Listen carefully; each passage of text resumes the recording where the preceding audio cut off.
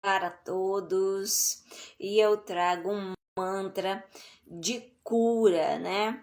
O mantra é Om Sri Dhanvantri Namaha.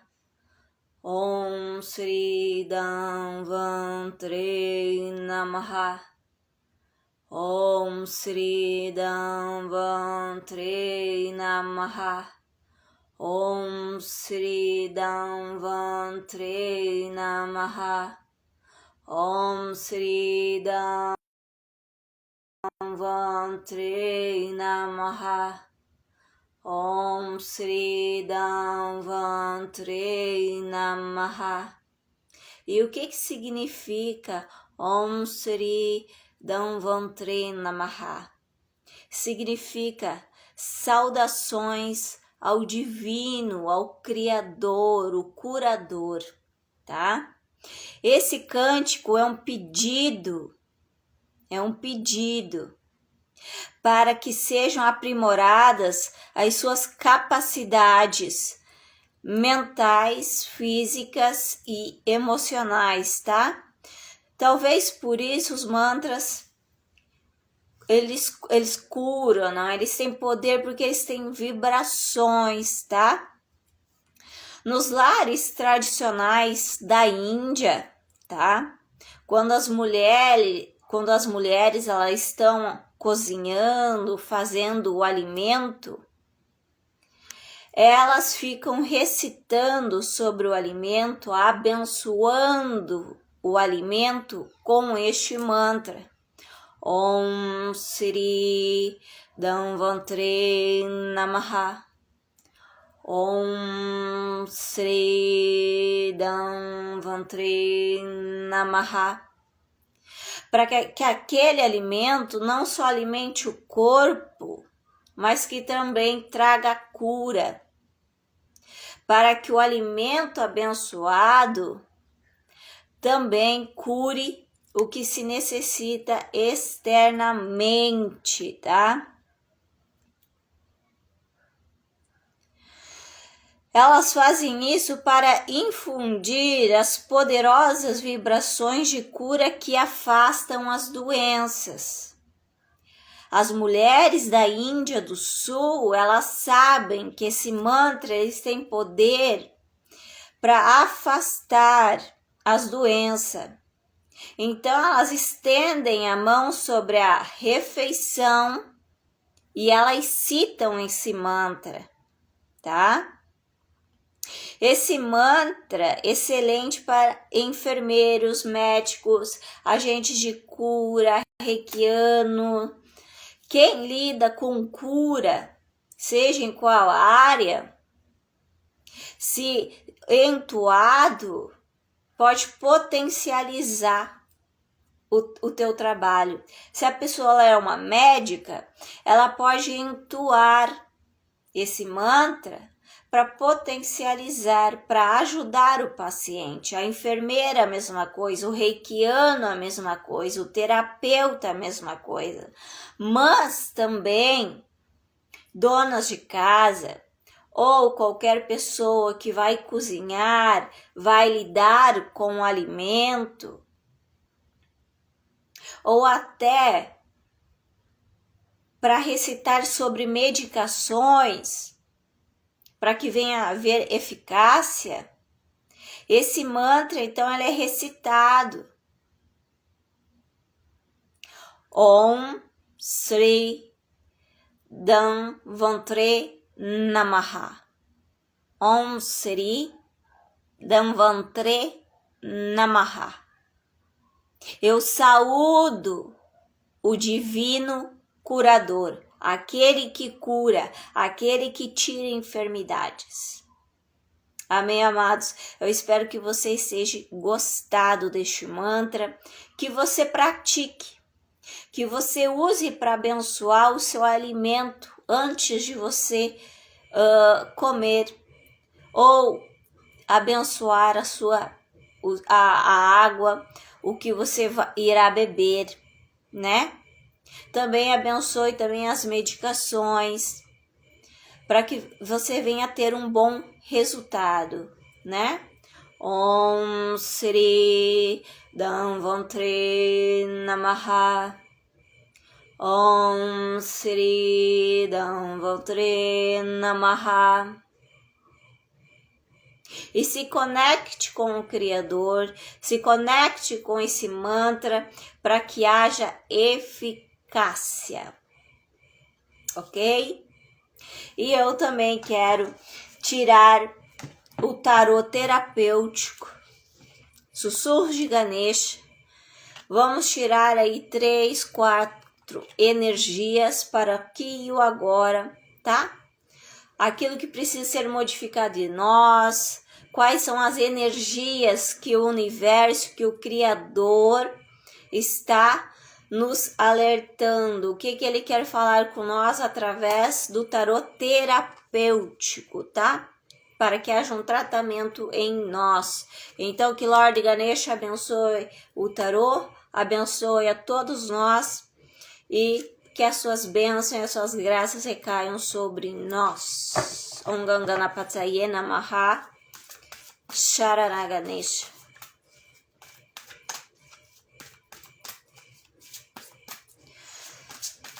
Quais são as energias que o universo ele quer nos mostrar nesta manhã? Qual a energia que eu preciso? A primeira carta já saiu. Caiu um monte no chão.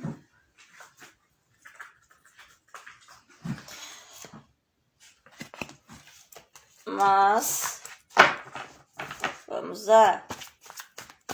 Voa, né? Eu quero mais 2 cartas.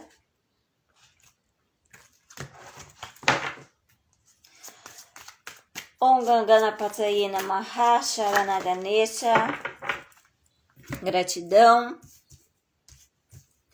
A primeira carta. Olha que linda.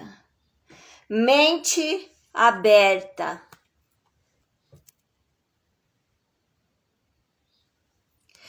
Ganesha vem mostrando para nós que a gente precisa sair do nosso quadradinho, deixar o julgamento de lado e abrir a nossa mente e expandir ela para o conhecimento, para a sabedoria, para o entendimento de coisas novas. E não julgar aquilo que não conhecemos, que para nós é estranho, né? Muitos pode parecer estranho, o que ela fica recitando mantra, falando sobre mantra, ou sobre tarô, ou sobre outras deidades. Mente aberta para aprender, amados. Não para tirar a convicção do que você já acredita, tá? Mas mente aberta para compreender o todo, para compreender que não existe só um mundinho de conhecimento que a gente existe, mas que o conhecimento ele é imenso, ele é expansivo, ele é enorme. E muitos, infelizmente, preferem ficar focados naquela caixinha quadrada. Esse é o certo, esse é o bonitinho, é só esse o caminho, só existe um caminho e é isso que eu vou seguir até morrer. E a pessoa, ela fica na ignorância. E ela poderia crescer, ela podia se expandir, ela podia buscar ler novos livros, buscar conhecimento do porquê aquilo, de como aquilo funciona, né? Principalmente nas religiões, onde dá muita briga, onde dá muitas discussões. Por que eu não vou conhecer um pouco a respeito daquele clã, daquela comunidade, como funciona, como é? ou ouvir algo novo, em vez de dizer isso não presta, isso não é coisa boa, isso é negativo, eu parar para refletir. Mente aberta para compreender todas as coisas. Mente aberta para o conhecimento, para o entendimento. Porque a gente não conhece, a gente não tem a verdade. Não existe uma única verdade. É de vasto conhecimento. E querer ficar preso apenas no mundinho, com regras, dogmas, porque é só aquilo.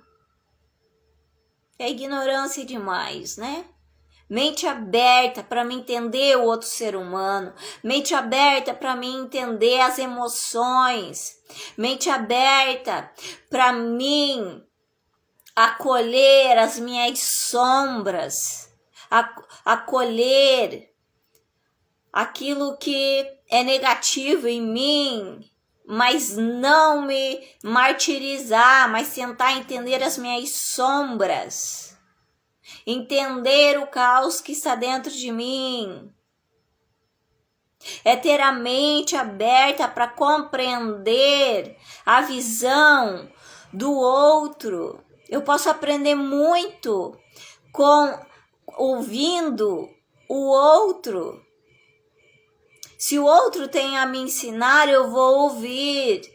Depois eu vou meditar, vou refletir, vou ver se é bom para mim ou não. A palavra do Senhor vai dizer assim, ó: o que é bom, vocês retenham para vocês. O que não for bom, vocês joguem fora. É assim. Se é bom, é algo positivo, é algo que pode me ajudar, então eu vou reter. Mas se é algo ruim, algo que desrespeita, então eu jogo fora. Então, a mente aberta, ela não julga, ela está aberta para entender e compreender todas as coisas, tá? A outra carta é do esplendor, tá? Ó, temos a borboleta, amados. Olha, saiu a carta aberta, da mente aberta. E aqui tem o esplendor e temos a borboleta, que também é aquilo, é ter a mente aberta para evoluir, para crescer, para voar mais alto no conhecimento e da sabedoria. Para a gente se conhecer, quem eu sou, como eu sou. Muitas pessoas não sabem quem é, não sabem do que gosta, não sabem do que quer comer, o que quer beber, o que quer da vida. Elas apenas agem que nem robôs. E aqui vem mostrar o esplendor do conhecimento, o esplendor de tu deixar tua mente aberta e tu olhar para as maravilhas deste mundo, de tu olhar para as maravilhas de cada cultura. É tu se maravilhar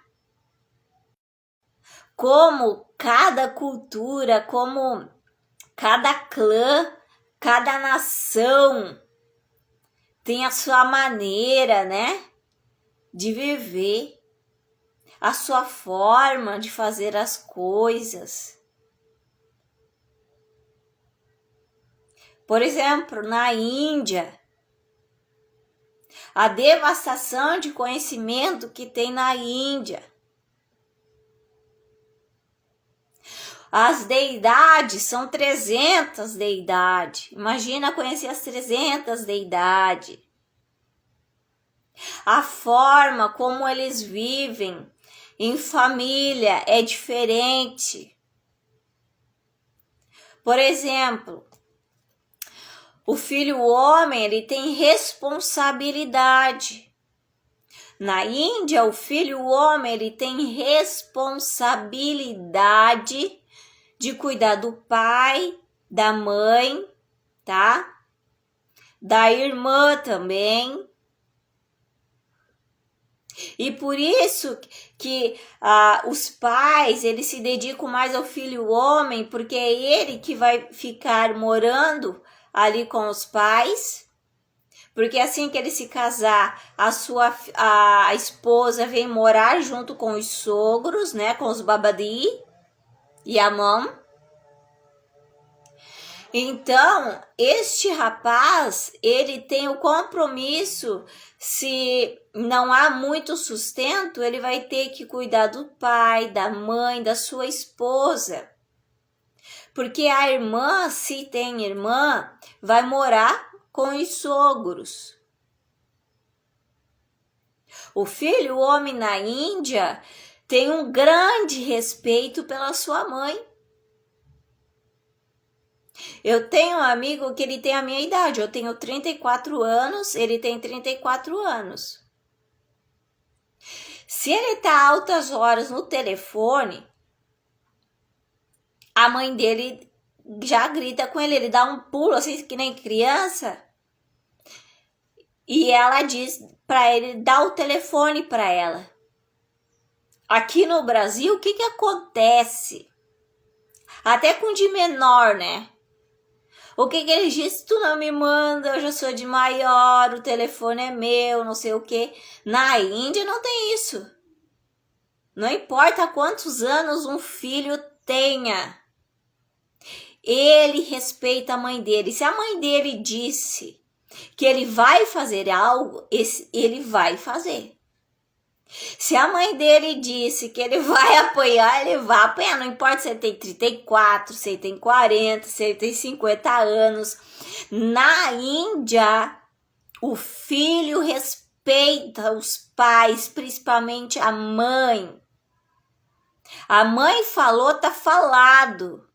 Olha a diferença. Eles ficam quietos, eles não batem boca com a mãe deles.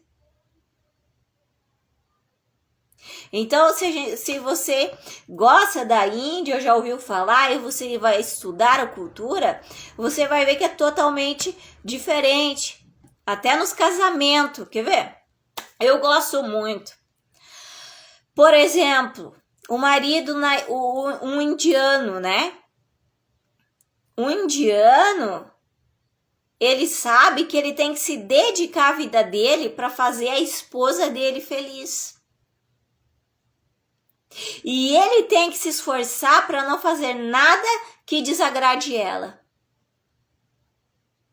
Porque ele sabe que se a esposa dele estiver triste, o lar dele vai ficar em desarmonia. O indiano, o homem indiano, da cultura indiana, ele sabe que ele tem que trazer o sustento para casa. Ele sabe que ele tem que zelar, que ele tem que cuidar, que ele tem que proteger.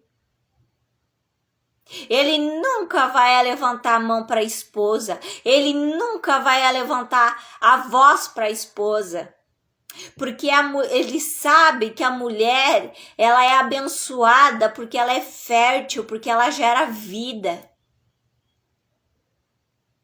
A mulher, ela é respeitada. Ela é amada, mimada. É assim que na cultura indiana funciona. Eles são românticos. Eles cuidam. Se eles tiver que morrer pelas suas esposas, assim vai ser. Eles dão a vida pelas suas esposas. Já no Brasil, infelizmente, o homem quer ser sustentado pela mulher, o homem não, uma boa parte já tenta procurar alguém para ser sustentado, não tá nem aí por ser responsável pelo seu lar, pela sua família, trai a sua esposa, há agressões. Então veja as diferenças de cultura.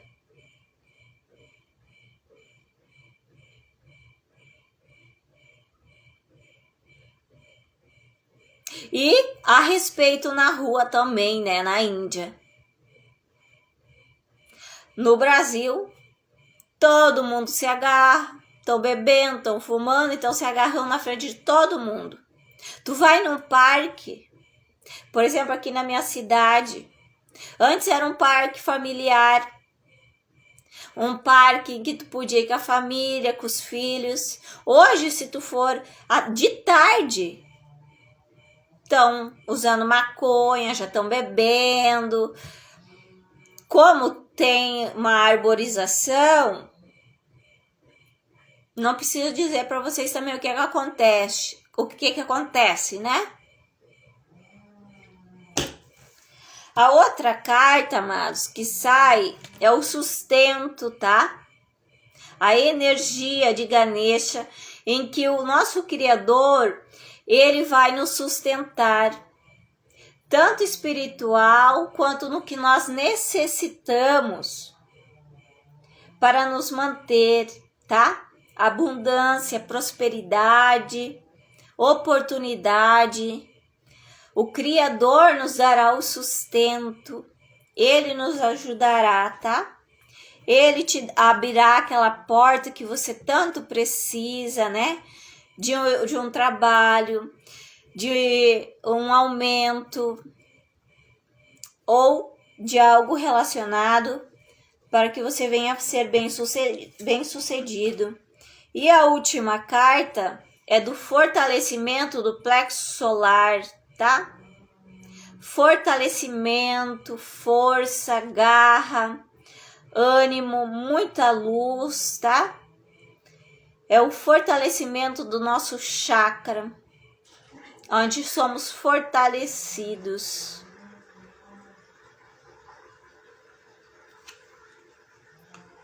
Então são essas energias, a mente aberta, o esplendor de vislumbrar o conhecimento e a sabedoria em diversas culturas, de diversas nações, de diversos povos, de querer aprender novas coisas, compreender como funciona o mundo espiritual. Aprendendo a conhecer o mundo espiritual, a gente aprende a se conhecer, a conhecer o nosso próximo e a conhecer este mundo, a conhecer este mundo aonde estamos temporariamente. Nós estamos temporariamente nesta terra. Então, amados, que não venha ser, enquanto nós estamos na terra, que a gente busque evoluir, crescer e, principalmente, abençoar, nos abençoar, abençoar o nosso lar, a nossa casa, a nossa família, abençoar a nossa vida, abençoar o planeta Terra que está precisando, tá?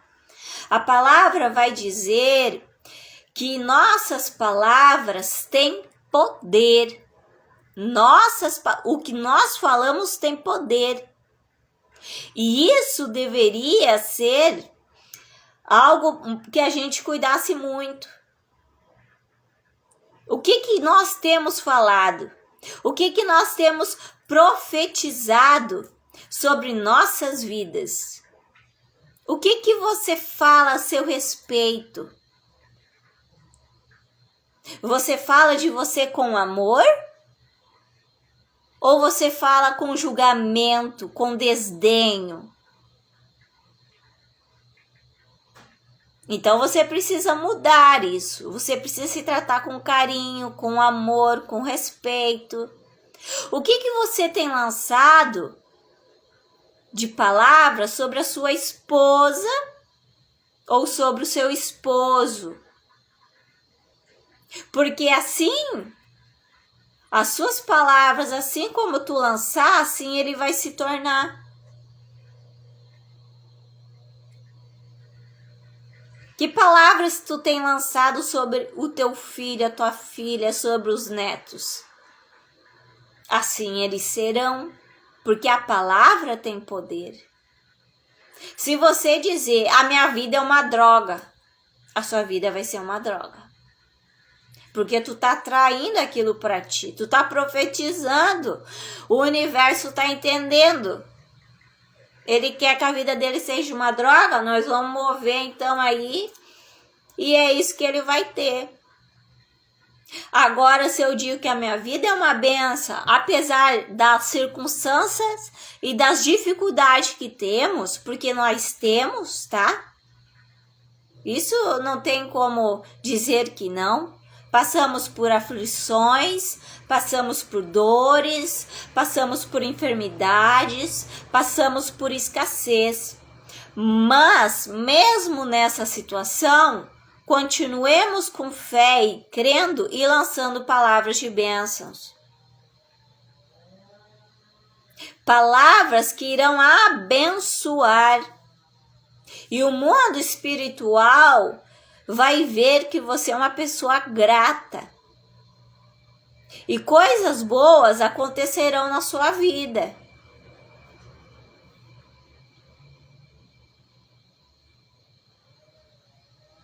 Precisamos também ser realistas. A gente precisa olhar de frente como tá. Vamos olhar o nosso Brasil. Aonde a gente mora no Brasil. Aí você olha para a cidade aonde você mora. Aí você tem que parar e apenas analisar em silêncio como está funcionando os lares. A gente precisa fazer isso para que a gente melhore a nós mesmos e para que a gente tenha um conhecimento do que precisa ser mudado e modificado. A gente precisa ser realista, não viver como se o mundo tivesse tudo certo. Observe os lares. Observe como hoje em dia são as atitudes de um homem, como são as atitudes de uma mulher, como são as atitudes de uma criança. Observa se é saudável aquele ser humano ou não. Pense o porquê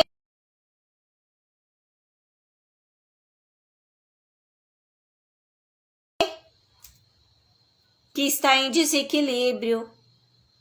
Por que os lares estão uma confusão? O porquê ninguém se entende? O porquê não se tem mais afeto? Aí vai dizer, não, tem afeto, tem amor, sim. Eu cuido muito bem da minha esposa, eu cuido muito bem do meu marido, eu cuido dos meus filhos, eu não tenho do que se queixar e tá tudo certo. Superficialmente tá tudo certo. Mas tu já parou para analisar que tipo de mulher você está sendo? Que tipo de homem você está sendo? Que tipo de filho e de filha você está sendo?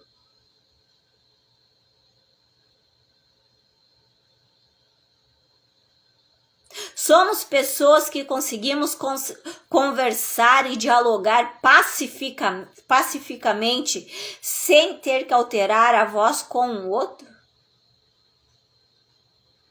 Porque um diálogo saudável entre um homem e uma mulher, É um diálogo maduro, de adulto, aonde o nível de voz é o mesmo, sem alterar, sem gritar, sem berrar. Com os filhos deve ser a mesma coisa. Será que a gente para analisar como está o coração do meu esposo e da minha esposa? O que ela está sentindo? O que ela está precisando? Você já olhou para sua esposa, para o seu esposo e perguntou para ela como tu está se sentindo hoje? Como você está? Eu quero saber de ti. Fala para mim. Isso é dar atenção, é querer saber.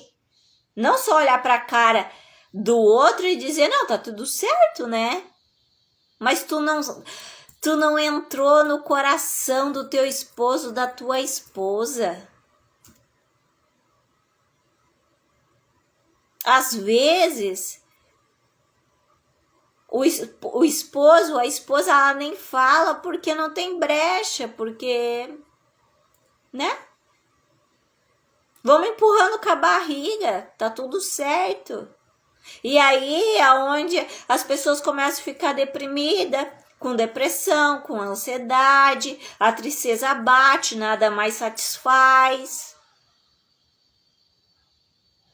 O ser humano, ele não se satisfaz mais, porque não há mais diálogo. Um homem e uma mulher, quando sentam na mesa, ambos estão com o celular. Ambos estão na rede social, na hora do almoço, na hora da janta, no café da manhã. Tá ali, marido, esposa, filho, e ninguém tem o olhar no olho do outro, ver como ele está, o que ele está sentindo, ter um diálogo saudável. Demonstrar carinho, demonstrar amor, abraçar, olhar para a esposa e dizer, eu já disse hoje que eu te amo. Olhar para o esposo e dizer, eu já disse hoje que eu te amo. Claro que ele vai dizer que não, você vai dizer, eu te amo. E dar um abraço no seu filho, na sua filha, nos seus netos, ou na pessoa que você gosta, nos seus amigos. Você olhar no olho e dizer assim, quão importante você é para mim.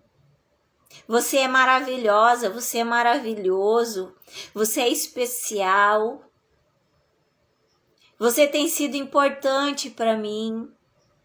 O esposo, a esposa, olha há quantos anos nós estamos juntos, por quantas coisas a gente passou.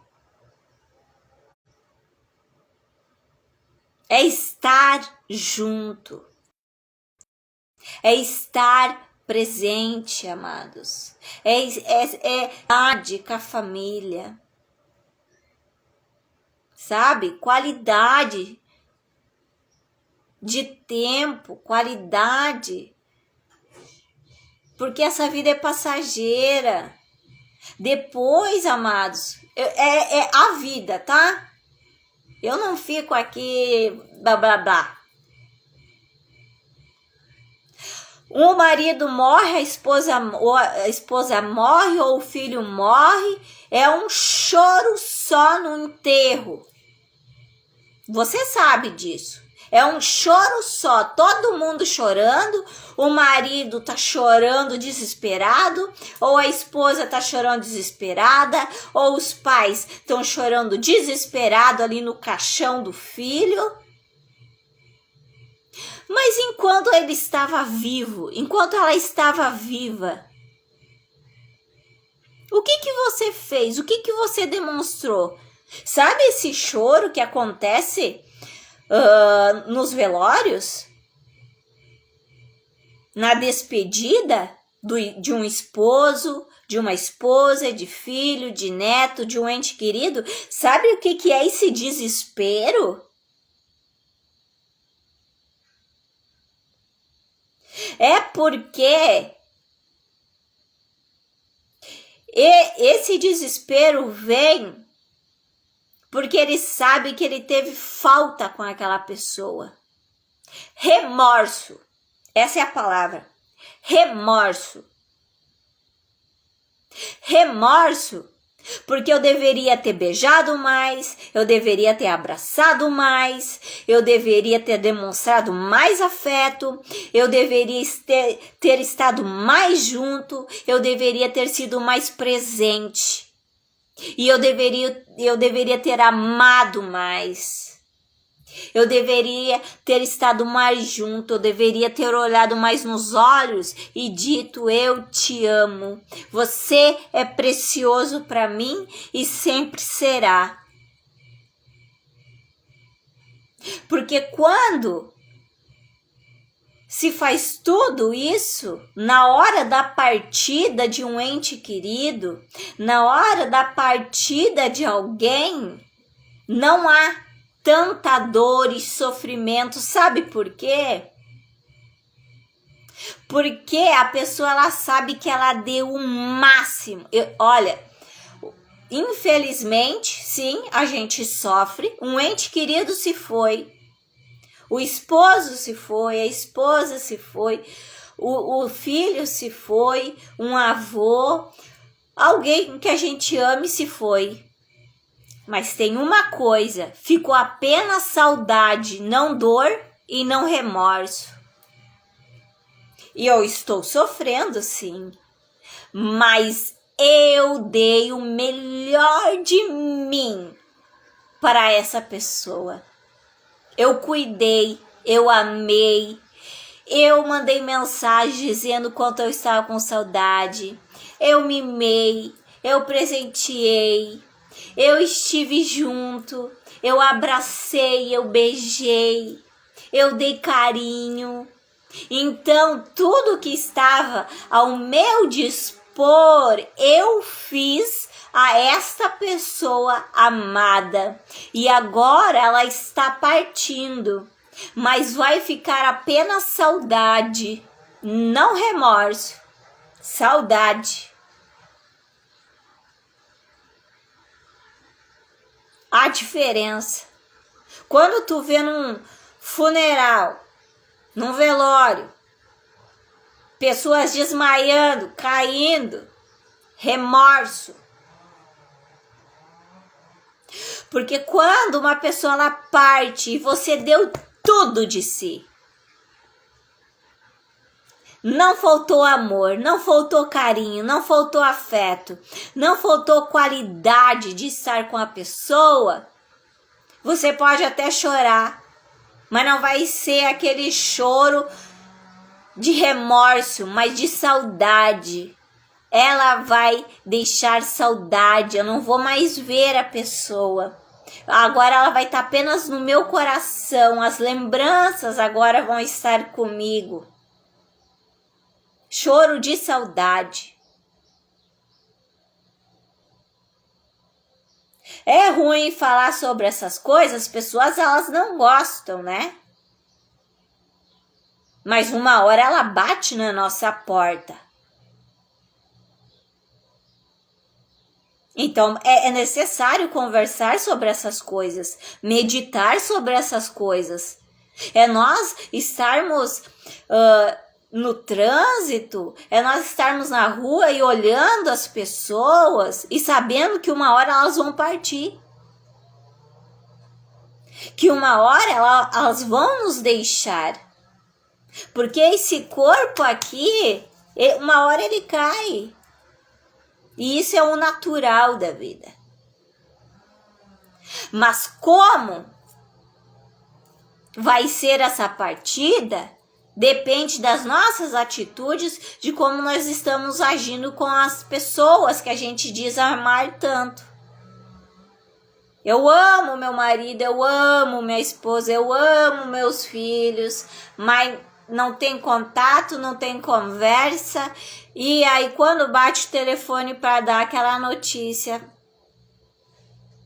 querida, sinto muito, aconteceu.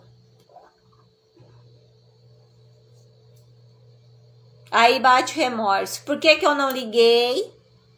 Por que que eu não liguei? Por que que eu não fui visitar? Não adianta mais. Então, vamos pensar em coisas mais profundas. Vamos pensar, amados, na realidade que nós somos passageiros. Nós somos como uma vela que um vento vem e apaga. Então, vamos deixar legados na vida das pessoas que amamos, para que quando elas partam apenas fique saudade e não remorso na gente. Para que a gente não sinta remorso de não ter feito o que a gente deveria ter feito enquanto a pessoa estava em vida.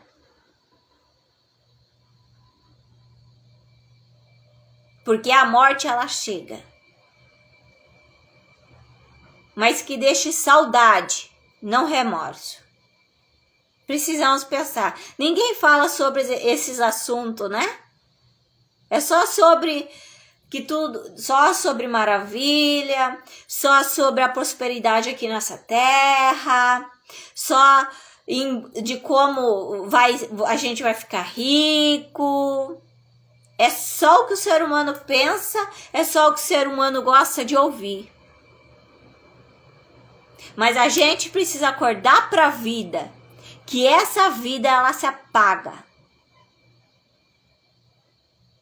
E que precisamos cuidar quando ela se apagar, se a gente vai ter dado o nosso melhor para aquele amado, para aquele ente. Amém, amados? Eu sei que é forte, eu sei que falar sobre isso, né, não é agradável.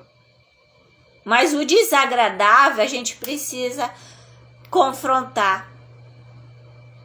E a gente precisa olhar para dentro do nosso coração e ver como está a nossa vida e como a gente está vivendo essa vida com os nossos à nossa volta. Eu estava falando sobre um mantra, estava falando sobre o tarô e de repente esse assunto veio. Para que a gente reflita, para que a gente mude, para que a gente dê prioridade àquilo que é importante. Prioridade é a tua família, é a tua esposa, é o teu filho, é teus netos, é as pessoas amadas à tua volta. Essas são prioridades, são preciosas, joias preciosas, que nós não vamos tê-las para sempre. Então cuide dessas joias preciosas, ame essas preciosidades, cuide, olhe nos olhos e diga o quão amada elas são, porque pode ser o último dia dessa pessoa na terra. Amém, amados? Que Deus abençoe o dia de cada um de vocês, que Yeshua HaMashiach brilhe sobre cada um, dê paz para vocês, que Deus nesse dia ajude vocês a cumprirem as suas tarefas diárias, que Deus abençoe o lar de vocês, o trabalho de vocês, tá? Que vocês sejam bem-sucedidos em tudo, que o lar de vocês seja um pedacinho do céu e que o amor resplandeça, que a paz resplandeça, tá? Que a temperança, a perseverança, que a paciência nos lares, que Deus conceda, tá? Muita alegria no coração de vocês, muita luz de Yeshua HaMashiach, tá? Eu desejo tudo de bom, tudo assim como é no céu, que seja na sua vida. E no céu é muita luz, há muita bondade, há muito amor, misericórdia, compaixão. E eu desejo que seja sobre cada um de vocês. Amém? Um beijo no coração. Arion.